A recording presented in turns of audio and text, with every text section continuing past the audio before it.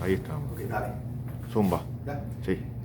Muy buenos días, mi nombre es el profesor Nelson Pérez y les voy a estar hablando hoy sobre la construcción y solución de un circuito serie resistivo, tanto de forma teórica como de forma práctica, que lo tenemos aquí ya el circuito preparado. Como ustedes bien saben, un circuito serie tiene dos características principales. Número uno, tiene una sola corriente que fluye por todo el circuito. Y número dos, el voltaje total de la fuente pues se distribuye proporcionalmente entre las cargas. ¿Qué quiere decir proporcionalmente entre las cargas? Que a mayor cantidad de ohmios, mayor grande la carga, mayor será la caída de voltaje a través de ella. Lo importante es que una vez yo tenga la caída de voltaje en cada una de las cargas, al sumarla me dé aproximadamente la carga, el voltaje total. Ok, pues vamos primero que nada a ver el circuito resuelto teóricamente y después lo vamos a ver en el experimentador, cómo se construye y cómo se mide. Pues bien, tenemos para comenzar siempre, nosotros hemos visto ya el procedimiento en clase, que para comenzar siempre a resolver un circuito calculamos la resistencia o la carga total. Como esto es un circuito serie, las cargas están en serie, ya nosotros sabemos que se suman. Aquí tenemos una resistencia de 10 kiloohmios, 10.000 ohmios, 6.8 kiloohmios, 6.800 ohmios y 1 kiloohmio, 1.000 ohmios. Al sumarlas todas tengo una carga total de 17.800 ohmios o, como podría llamarle también, 17.8 K ohmios. Utilizamos mucho el prefijo kilo, ¿verdad? Porque es el que utiliza el metro para darnos la respuesta. Ok, con esa carga total pasamos entonces a calcular, como le dije hace un minuto, la corriente total única del circuito. Por la ley de Ohms sabemos que corriente es igual a voltaje sobre resistencia. Dividimos y me da que la corriente total fluyendo por el circuito es de 0.000674 amperes, aproximadamente unos 0.0067 amperes. Esa es la corriente que va a salir de la fuente y que va a regresar a la fuente. Una vez tenemos calculada la corriente total, utilizando nuevamente la ley de Ohms en su forma de voltaje, voltaje es igual a corriente por resistencia, voy a calcular la caída de voltaje en cada una de las tres resistencias.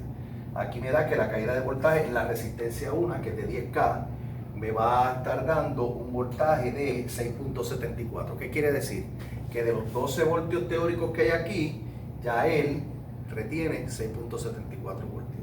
Lo mismo hago para calcular el voltaje de la resistencia 2, corriente total por la resistencia 2, me dice que la caída de voltaje son ahí aproximadamente 4.6 voltios, 4.68. Y en el caso de la carga número 3, el voltaje es igual y total por R3, me da a 0.674 voltios. ¿Cómo yo verifico que el proceso teórico lo estoy haciendo bien? Pues como les dije, si sumamos las tres caídas de voltaje, me tiene que dar aproximadamente el voltaje de la fuente. Vamos a ver si sumamos estas tres aquí, ya están sumadas. Miren el voltaje que me está dando aquí, 11.997, que aproximadamente son los 12 voltios que están aquí. ¿Ok? Bien, finalmente, lo único que nos resta para resolver completamente el circuito teórico es calcular la potencia que consume cada una de las tres cargas. La potencia que consume la carga 1, sabemos, ¿verdad?, por la formulita aprendida en clase, que potencia es igual a voltaje por corriente. En este caso, el voltaje de la resistencia 1 por la corriente única. Me va a dar una potencia de 0.0045 vatios o watts. La potencia que consume la resistencia 2, el voltaje que le corresponde por la I total, me da una potencia total consumida de 0.0031 vatios. Y la potencia consumida por la carga 3, voltaje resistencia 3 por la corriente única total, y me da una potencia total consumida de 0.00045 vatios. Esta es la potencia que van a estar utilizando estas tres cargas para hacer el trabajo útil, ¿verdad? Fíjense que aquí nosotros utilizamos resistencia, pero sabemos que en un circuito real una resistencia de esta, cada una puede representar una carga diferente, un televisor, un abanico, lo que sea. Entonces aquí tenemos las potencias totales que consumen cada una de ellas. ¿Está bien? Pues fíjense, nos vamos a fijar aquí entonces que estos voltajes que están aquí son los que vamos entonces a comprobar en el circuito que tenemos práctico que tenemos ahí. Vamos a pasar ahora a el circuito real ya construido. Fíjense que la forma que tiene básica el circuito debe representar lo más certeramente posible a la imagen que tengo aquí en el diagrama esquemático. Resistencia 1, resistencia 2, resistencia 3 y la fuente.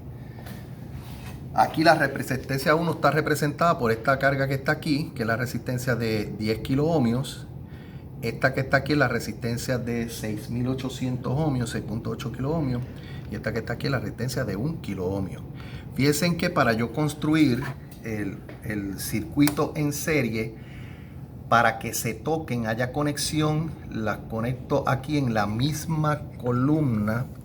Quiere decir que estas dos se van a tocar, aquí en la misma columna se van a tocar. Y entonces la conexión de aquí en la misma columna a el negativo de la batería viene siendo este, el ground. Y acá arriba el cable rojo al positivo, que hace lo positivo 12 voltios.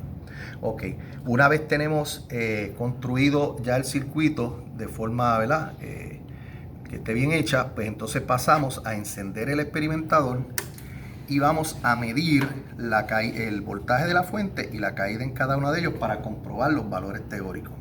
Para eso yo voy a colocar el voltaje en la escala de voltios DC, esta que está aquí, voltios DC, y automáticamente en el display me va a dar el voltaje, la medida de voltaje. Vamos a ver, vamos a comenzar entonces a medir el voltaje de la fuente. El voltaje de la fuente, siempre el rojo del metro va al positivo y el negro va al negativo.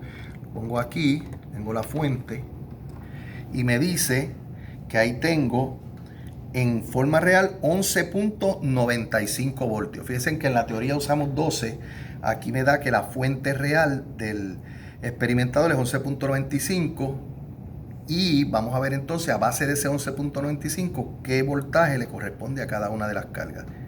Vamos a ver, el voltaje que le correspondería a la carga o resistencia 1 sería de 6.65 voltios. Fíjense que es un poquito menor a los 6.74 que tengo en la teoría, porque la fuente no me llega a 12, me llega a 11.25, pero fíjense que la proporción se mantiene. Vamos a ver entonces el voltaje de la resistencia 2. Ahí tenemos 4.62 y un poquito más voltios. Fíjense que en la teoría tenía 4.58, si lo aproximamos llega a los 4.6. Y entonces vamos a ver aquí la carga número 3. Tenemos 0.67 voltios aproximadamente, cuando en la teoría pues tenemos 0.674. Fíjense que estos valores que me están dando aquí son ligeramente más altos que los que teníamos allí, sencillamente porque en vez de tener 12 voltios, el experimentador tiene 11.35. Pero lo importante es, primero que nada, que se mantienen las proporciones, que al sumar las tres cargas me da aproximadamente el voltaje de la fuente, lo cual entonces me ayuda a comprobar las dos características importantes que dijimos al principio. Número uno, una sola corriente que llamamos I total única, para la cual entonces se va a distribuir entonces para que en cada una de las tres cargas tenga la caída de voltaje correspondiente. Espero pues que este ejercicio les sea de mucha utilidad para la parte comprobar de forma práctica cómo la teoría y la parte experimental pues concuerdan. Muchas gracias.